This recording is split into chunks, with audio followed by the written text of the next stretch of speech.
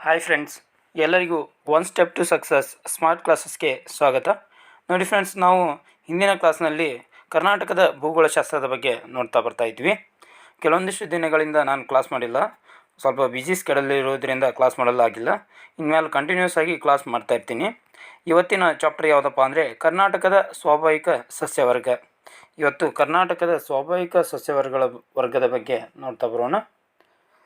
ಮಾನವನ ಸಹಾಯವಿಲ್ಲದೆ ಬೆಳೆದ ಗಿಡ ಮರಗಳ ಗುಂಪನ್ನು ಏನಂತ ಕರಿತೀವಿ ಅಂದರೆ ಸ್ವಾಭಾವಿಕ ಸಸ್ಯವರ್ಗ ಅಂತ ಕರಿತೀವಿ. ಏನಂತ ಕರಿತೀವಿ? ಸ್ವಾಭಾವಿಕ ಸಸ್ಯವರ್ಗ.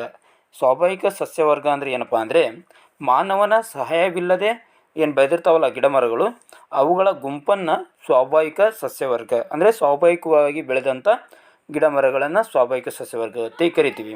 ಹೌದಾ? ಭಾರತದ ಅರಣ್ಯ ಸಂಶೋಧನಾ ಕೇಂದ್ರ ನೋಡಿ, ಭಾರತದಲ್ಲಿ ಅರಣ್ಯ ಸಂಶೋಧನಾ ಕೇಂದ್ರ ಇದೆ. ಅದು ಎಲ್ಲಿತ್ತಪ್ಪ ಅಂದರೆ ಉತ್ತರಾಖಂಡ್ ರಾಜ್ಯದ ಡೆಹ್ರಾಡೂನ್ನಲ್ಲಿದೆ. ಎಲ್ಲೈತಿ? ಉತ್ತರಾಖಂಡ್ ರಾಜ್ಯದ ಡೆಹ್ರಾಡೂನ್. ಹಾಗಾದರೆ ನಮ್ಮ ಕರ್ನಾಟಕದಲ್ಲಿ ಎಲ್ಲಿತ್ತಪ್ಪ ಅಂದರೆ ಆಗುಂಬೆಯಲ್ಲಿ ಕಂಡುಬರ್ತೈತಿ. ಎಲ್ಲಿ?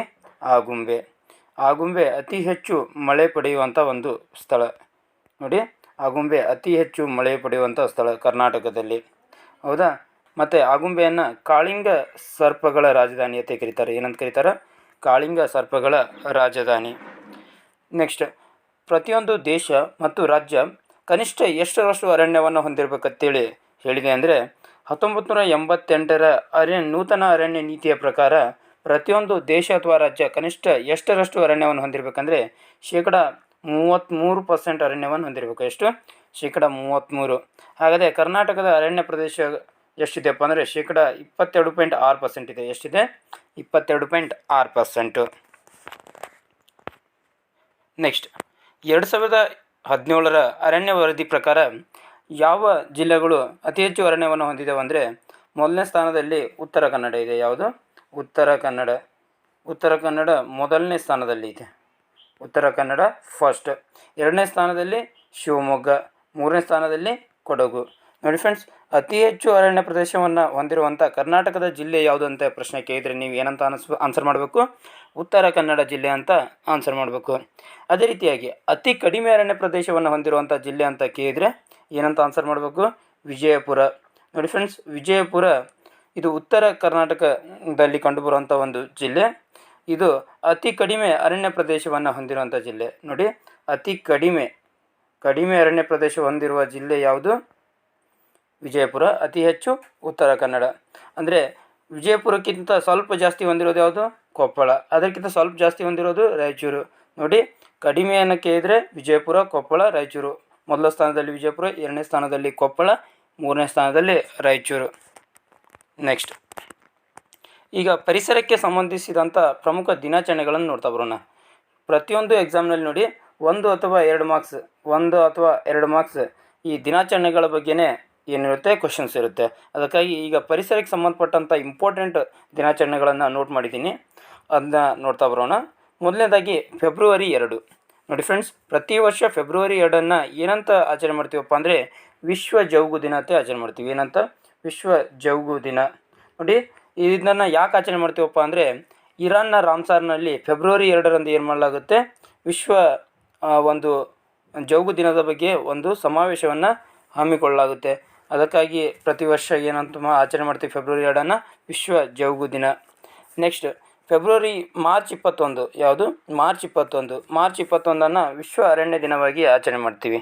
ಅದೇ ರೀತಿಯಾಗಿ ಮಾರ್ಚ್ 22 ವಿಶ್ವ ಜಲ ದಿನ. ಮಾರ್ಚ್ 21 ವಿಶ್ವ ಅರಣ್ಯ ದಿನ, ಮಾರ್ಚ್ 22 ವಿಶ್ವ ಜಲ ದಿನ. ಇನ್ನೊಂದು ಮಿಸ್ ಆಗಿದೆ ಇಲ್ಲಿ, ಮಾರ್ಚ್ 23 ವಿಶ್ವ ಹವಾಮಾನ ದಿನ ಅಂತ ಬರ್ತೈತಿ. ಮಾರ್ಚ್ 23. ನೆಕ್ಸ್ಟ್, ಏಪ್ರಿಲ್ 22 ವಿಶ್ವ ಭೂ ದಿನವಾಗಿ ಆಚರಣೆ ಮಾಡ್ತೀವಿ. ಅದೇ ರೀತಿಯಾಗಿ ಜುಲೈ 29 ಅಂತಾರಾಷ್ಟ್ರೀಯ ಹುಲಿ ದಿನ. ಅಂತಾರಾಷ್ಟ್ರೀಯ ಹುಲಿ ದಿನ ಯಾವಾಗ? ಜುಲೈ 29. ಹಾಗಾದರೆ ಇತ್ತೀಚೆಗೆ 2022ರ ಹುಲಿ ಗಣತಿಯನ್ನು ಬಿಡುಗಡೆ ಮಾಡಲಾಯಿತು. ಆ ಹುಲಿ ಗಣತಿಯ ಪ್ರಕಾರ ಯಾವ ರಾಜ್ಯ ಮೊದಲ ಸ್ಥಾನದಲ್ಲಿದೆ ಅಂದರೆ ಎಂ ಪಿ ಅಂದರೆ ಯಾವುದು?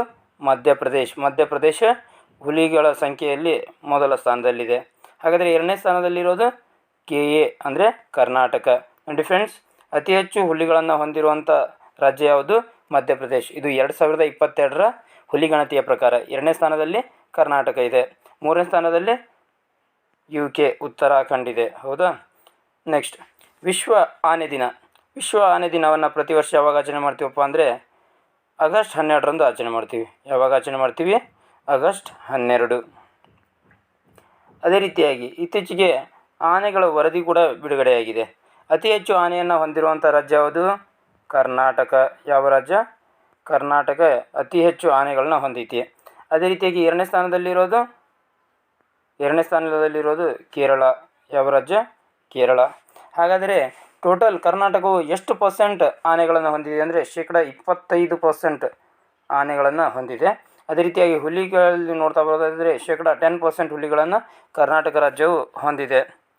ನೆಕ್ಸ್ಟ್ ಸೆಪ್ಟೆಂಬರ್ 16 ವಿಶ್ವ ಓಝೋನ್ ಸಂರಕ್ಷಣಾ ದಿನ. ಏನು? ಸೆಪ್ಟೆಂಬರ್ 16 ವಿಶ್ವ ಓಝೋನ್ ಸಂರಕ್ಷಣಾ ದಿನ. ಡಿಸೆಂಬರ್ 5ರಂದು ವಿಶ್ವ ಮಣ್ಣಿನ ದಿನವಾಗಿ ಆಚರಣೆ ಮಾಡ್ತೀವಿ. ಡಿಸೆಂಬರ್ 11 ವಿಶ್ವ ಪರ್ವತ ದಿನ. ಯಾವ ದಿನ? ವಿಶ್ವ ಪರ್ವತ ದಿನ ಡಿಸೆಂಬರ್ 11. ನೆಕ್ಸ್ಟ್ ಕರ್ನಾಟಕದಲ್ಲಿ ಸ್ವಾಭಾವಿಕ ಸಸ್ಯವರ್ಗವನ್ನು ಎಷ್ಟು ವಿಧಗಳಾಗಿ ವಿಂಗಡಿಸ್ತೀವಿ ಅಂದ್ರೆ 4 ವಿಧಗಳಾಗಿ ವಿಂಗಡಿಸ್ತೀವಿ. ಎಷ್ಟು ವಿಧ? 4 ವಿಧ. ಆ 4 ವಿಧಗಳು ಯಾವುವು ಅಂತ ನೋಡ್ತಾ ಬರೋದಾದರೆ ಮೊದಲನೇದಾಗಿ ನಿತ್ಯ ಹರಿದ್ವರ್ಣದ ಕಾಡುಗಳು, ಎರಡನೇದ್ದು ಮಿಶ್ರ ಕಾಡುಗಳು, ಮೂರನೇದ್ದು ಎಲೆ ಉದುರಿಸುವ ಕಾಡುಗಳು, ನಾಲ್ಕನೇದ್ದು ಕುರುಚಲು ಮತ್ತು ಹುಲ್ಲುಗಾವಲು ಅಂತೇಳಿ 4 ವಿಭಾಗಗಳನ್ನು ಮಾಡ್ತೀವಿ. ಯಾವುದನ್ನು? ಕರ್ನಾಟಕದ ಸ್ವಾಭಾವಿಕ ಸಸ್ಯವರ್ಗವನ್ನು. ಮೊದಲನೇದಾಗಿ ಏನಪ್ಪ ಅಂದರೆ ನಿತ್ಯ ಹರಿದ್ವರ್ಣದ ಕಾಡುಗಳ ಬಗ್ಗೆ ನೋಡ್ತಾ ಬರೋಣ. ಈ ನಿತ್ಯ ಹರಿದ್ವರ್ಣದ ಕಾಡುಗಳು ಕರ್ನಾಟಕದಲ್ಲಿ ಎಷ್ಟರಷ್ಟು ಕಂಡುಬರ್ತಾವಪ್ಪ ಅಂದರೆ 3%. ನೋಡಿ, 3% ಕರ್ನಾಟಕದಲ್ಲಿ ನಿತ್ಯ ಹರಿದ್ವರ್ಣದ ಕಾಡುಗಳು ಕಂಡುಬರ್ತವೆ.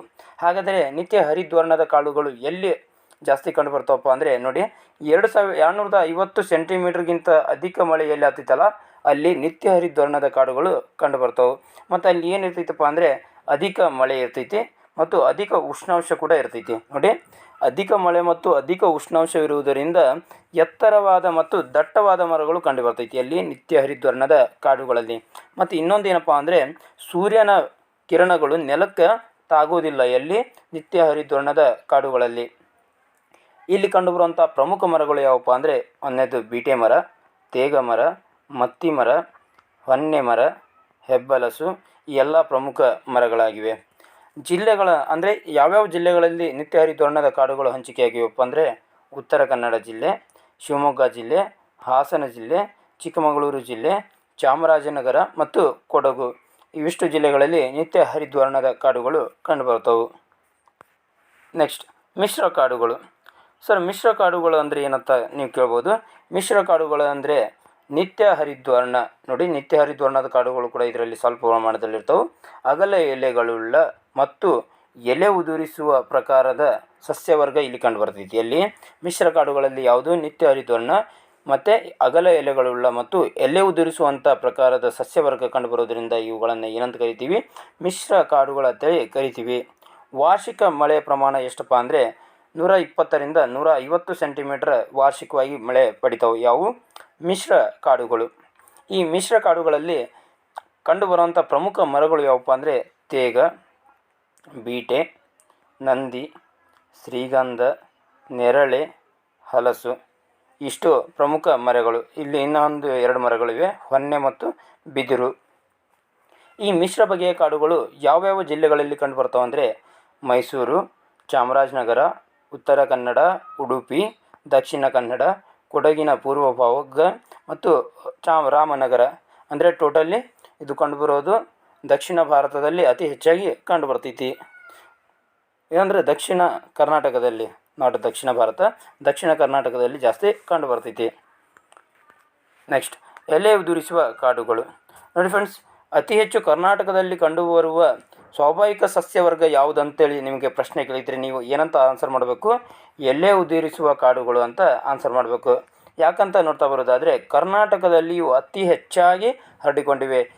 ಎಷ್ಟರಷ್ಟು ಅಂದರೆ 82% ಏನಾಗಿದೆ? ಎಲೆ ಉದುರಿಸುವ ಕಾಡುಗಳು ಕರ್ನಾಟಕದಲ್ಲಿ ಕಂಡುಬರ್ತವೆ.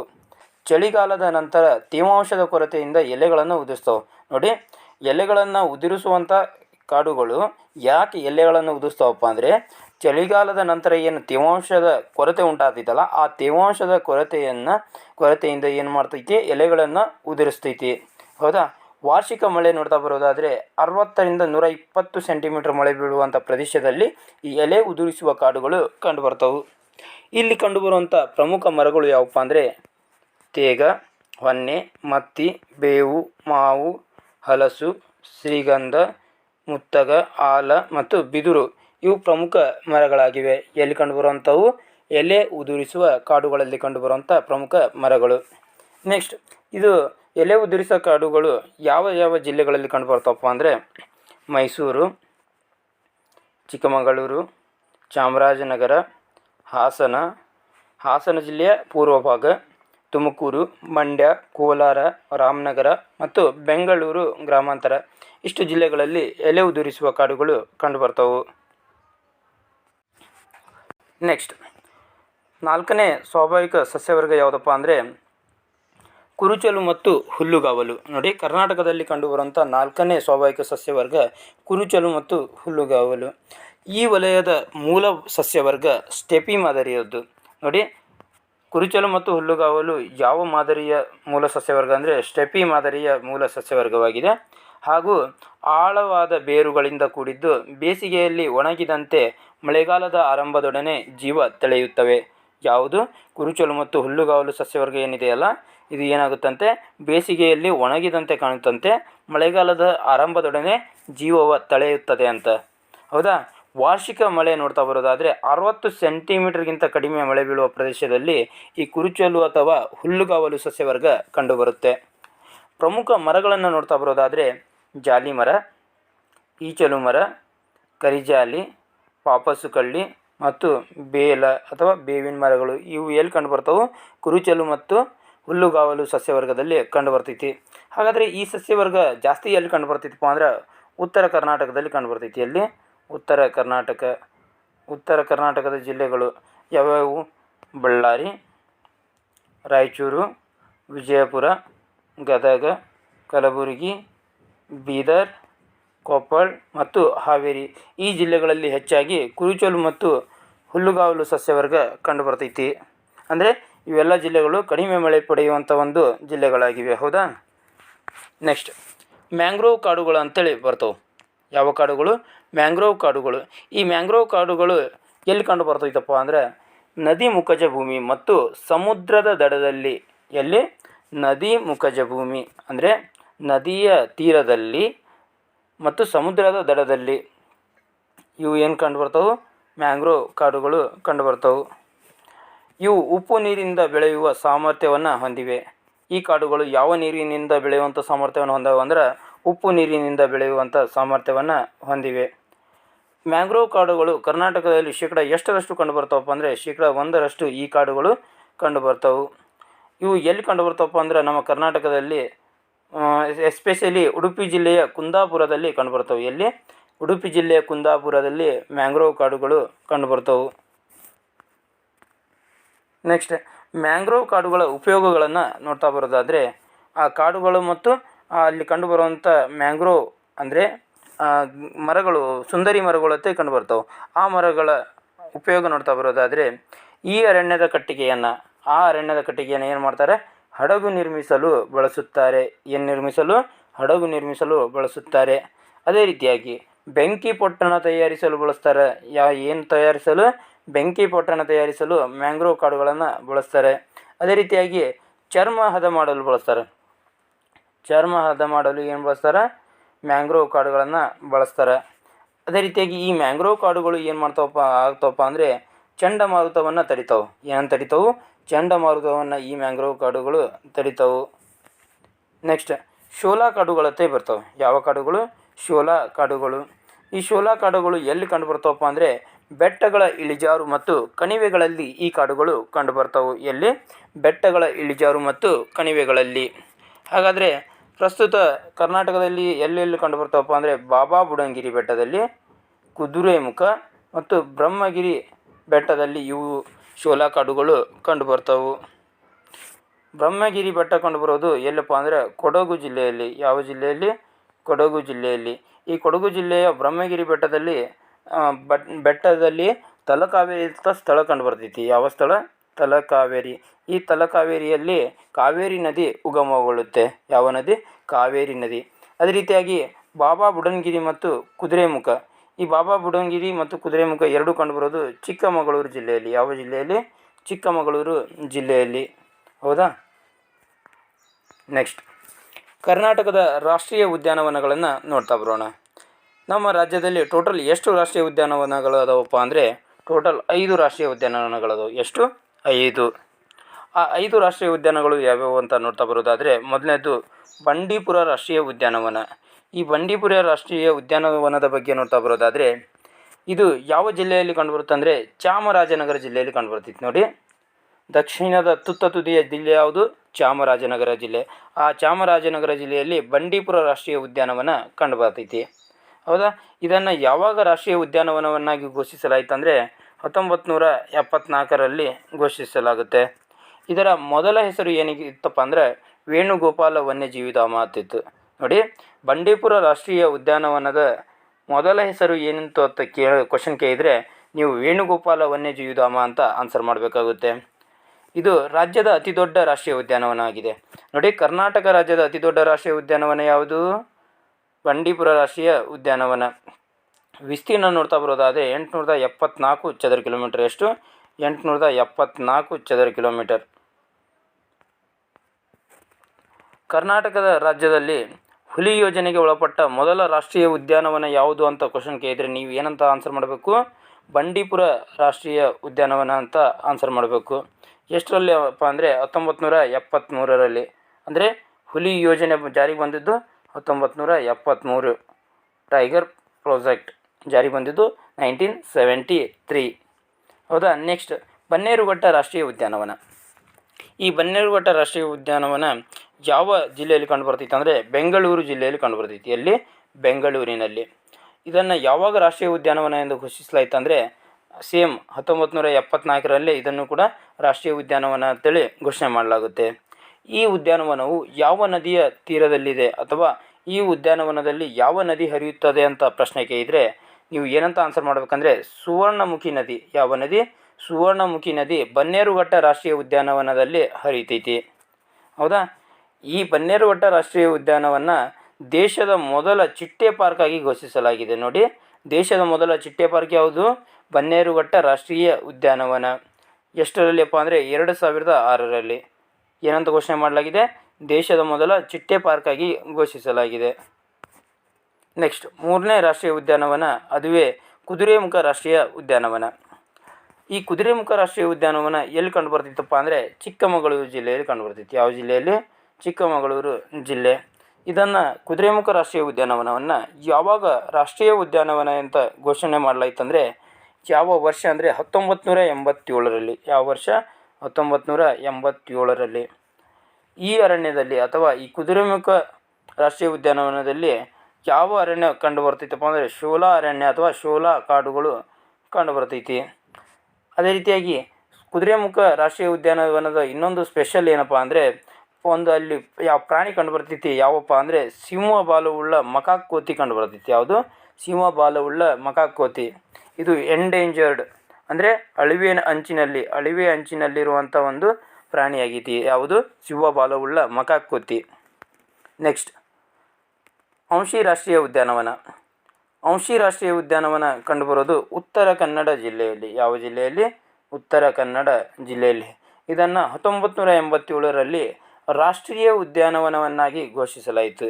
ಔಷಿ ರಾಷ್ಟ್ರೀಯ ಉದ್ಯಾನವನವನ್ನು 1987ರಲ್ಲಿ ಏನಂತ ಘೋಷಣೆ ಮಾಡಲಾಯಿತು? ರಾಷ್ಟ್ರೀಯ ಉದ್ಯಾನವನ ಅಂತ ಘೋಷಣೆ ಮಾಡಲಾಯಿತು. ಈ ಉದ್ಯಾನವನದಲ್ಲಿ ಯಾವ ನದಿ ಹರಿತೈತಪ್ಪ ಅಂದರೆ ಕಾಳಿ ನದಿ ಹರಿತೈತಿ. ನೋಡಿ, ಕಾಳಿ ನದಿ. ಈ ಕಾಳಿ ನದಿ ಕಂಡುಬರೋದು ಉತ್ತರ ಕನ್ನಡ ಜಿಲ್ಲೆಯಲ್ಲಿ ಕಂಡುಬರ್ತೈತಿ. ಅಲ್ವಾ? ಈ ಉದ್ಯಾನವನದಲ್ಲಿ ಮಾತ್ರ ಕಂಡುಬರುವಂಥ ಪ್ರಾಣಿ ಯಾವುದಪ್ಪ ಅಂದರೆ ಬ್ಲ್ಯಾಕ್ ಪ್ಯಾಂಥರ್ಸ್. ಯಾವ ಪ್ಯಾಂಥರ್ಸು? ಬ್ಲ್ಯಾಕ್ ಪ್ಯಾಂಥರ್ಸ್ ಎಂಬ ಪ್ರಾಣಿ ಎಲ್ಲಿ ಕಂಡುಬರ್ತೈತಿ? ಔಷಿ ರಾಷ್ಟ್ರೀಯ ಉದ್ಯಾನವನದಲ್ಲಿ ಕಂಡುಬರ್ತೈತಿ. ನೆಕ್ಸ್ಟ್, ನಾಗರಹೊಳೆ ರಾಷ್ಟ್ರೀಯ ಉದ್ಯಾನವನ.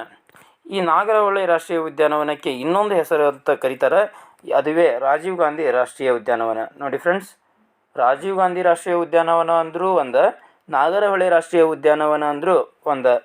ಈ ನಾಗರಹೊಳೆ ರಾಷ್ಟ್ರೀಯ ಉದ್ಯಾನವನ ಯಾವ ಜಿಲ್ಲೆಗಳಲ್ಲಿ ಕಂಡುಬರ್ತೈತಪ್ಪ ಅಂದರೆ ಇದು 2 ಜಿಲ್ಲೆಗಳಲ್ಲಿ ಕಂಡುಬರ್ತೈತಿ. ಒಂದು ಕೊಡಗು, ಇನ್ನೊಂದು ಮೈಸೂರು. ನೋಡಿ ಅಲ್ಲಿ ಆಪ್ಷನ್ ವೈಸ್ ಹೋಗಬೇಕಾಗುತ್ತೆ. ನಾಗರಹೊಳೆ ರಾಷ್ಟ್ರೀಯ ಉದ್ಯಾನವನವು ಯಾವ ಜಿಲ್ಲೆಯಲ್ಲಿ ಕಂಡುಬರುತ್ತೆ ಅಂತ ಕ್ವಶನನ್ನು ಕೇಳಿದರೆ ಅಲ್ಲಿ ಕೇವಲ ಒಂದು ಜಿಲ್ಲೆಯನ್ನು ಮಾತ್ರ ಕೊಟ್ಟಿದ್ರೆ, ಅಂದರೆ ಅಲ್ಲಿ ಆಪ್ಷನ್ನಲ್ಲಿ 3 ಬೇರೆ ಜಿಲ್ಲೆಗಳನ್ನು ಕೊಟ್ಟು ಇಲ್ಲಿ 2ರಲ್ಲಿ ಒಂದು ಜಿಲ್ಲೆಯನ್ನು ಕೊಟ್ಟಿದ್ರೆ ಕೊಡಗು ರೈಟ್ ಆಗುತ್ತೆ, ಮೈಸೂರು ಕೊಟ್ಟಿದ್ರೆ ಮೈಸೂರು ರೈಟ್ ಆಗುತ್ತೆ.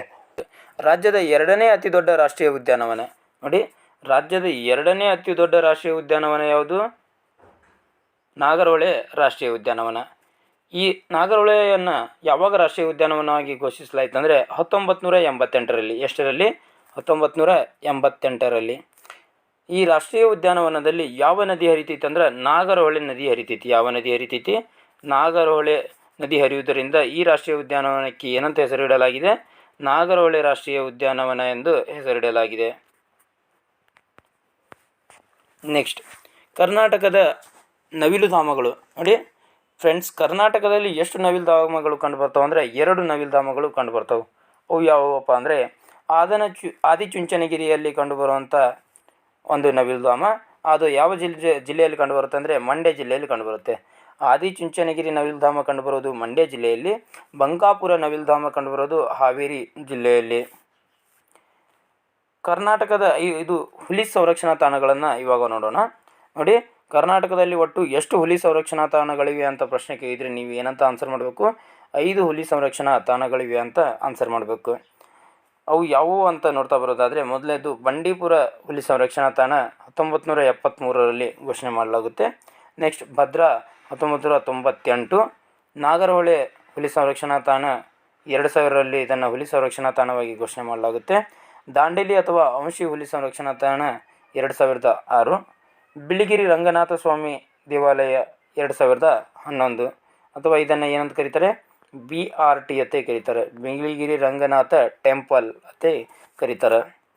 ನೋಡಿ, ನೆನಪಿಟ್ಕೊಳ್ಳಿ. ಮೊದಲನೇದು ಬಂಡೀಪುರ, 2ನೇದು ಭದ್ರಾ, 3ನೇದು ನಾಗರಹೊಳೆ, 4ನೇದು ದಾಂಡೇಲಿ ಅಥವಾ ವಂಶಿ, 5ನೇದು ಬಿಳಿಗಿರಿ ರಂಗನಾಥ ಸ್ವಾಮಿ ದೇವಾಲಯ. ಇವು 5 ಏನು ಹುಲಿ ಸಂರಕ್ಷಣಾ ತಾಣಗಳು. ನೆಕ್ಸ್ಟ್, ಹಿಂದಿನ ಪ್ರಶ್ನೆ ಪತ್ರಿಕೆಗಳಲ್ಲಿ ಕೇಳುವಂಥ ಪ್ರಶ್ನೆಗಳನ್ನು ಇಲ್ಲಿ ನೀಡಿದ್ದೀನಿ. ಒಂದಕ್ಕೆ ನಾನು ಆನ್ಸರ್ ಮಾಡ್ತೀನಿ, ಇನ್ನೊಂದಕ್ಕೆ ನೀವು ಆನ್ಸರನ್ನು ಕಮೆಂಟ್ ಮಾಡಿ. ಮೊದಲನೇದಾಗಿ ಏನಪ್ಪ ಅಂದರೆ ಗಂಧದ ಮರ ಹೆಚ್ಚು ಬೆಳೆಯುವ ರಾಜ್ಯ. ನೋಡಿ ಫ್ರೆಂಡ್ಸ್, ಗಂಧದ ಮರವನ್ನು ಯಾವ ರಾಜ್ಯವು ಅತಿ ಹೆಚ್ಚಾಗಿ ಬೆಳೀತಾರಪ್ಪ ಅಂದರೆ ಇದಕ್ಕೆ ಸರಿಯಾದ ಉತ್ತರ ಕರ್ನಾಟಕ. ಕರ್ನಾಟಕ ರಾಜ್ಯ ಏನು ಮಾಡುತ್ತೆ? ಗಂಧದ ಮರವನ್ನು ಅತಿ ಹೆಚ್ಚಾಗಿ ಬೆಳೆಯುತ್ತೆ. ನೆಕ್ಸ್ಟ್, ಕರ್ನಾಟಕದ ಅರಣ್ಯ ವ್ಯಾಪ್ತಿಗೆ ಅತಿ ಹೆಚ್ಚು ಕೊಡುಗೆ ನೀಡಿರುವ ಜಿಲ್ಲೆ. ನೋಡಿ, ಕರ್ನಾಟಕದ ಅರಣ್ಯ ವ್ಯಾಪ್ತಿಗೆ ಅತಿ ಹೆಚ್ಚು ಯಾವ ಜಿಲ್ಲೆ ಕೊಡುಗೆ ನೀಡಿದೆ ಅಂತ ಪ್ರಶ್ನೆ ಇದೆ. ಅಂದರೆ ಅತಿ ಹೆಚ್ಚು ಅರಣ್ಯವನ್ನು ಹೊಂದಿರುವಂಥ ಜಿಲ್ಲೆ ಯಾವುದಂತ ಪ್ರಶ್ನೆಯನ್ನು ಕೇಳಲಾಗಿದೆ. Option A Kodagu, option B Chikkamagaluru, option C Shivamogga, option D Uttara Kannada. ಇದಕ್ಕೆ ನೀವು ಉತ್ತರವನ್ನು ಕಮೆಂಟ್ ಬಾಕ್ಸ್ನಲ್ಲಿ ಕಮೆಂಟ್ ಹಾಕಿ. ಕ್ಲಾಸ್ ನಿಮಗೆ ಇಷ್ಟವಾಗಿದ್ದರೆ ಒಂದು ಲೈಕ್ ಮಾಡಿ, ಹಾಗೆ ಸಬ್ಸ್ಕ್ರೈಬ್ ಮಾಡೋದನ್ನು ಮರಿಬೇಡಿ. ಧನ್ಯವಾದಗಳು.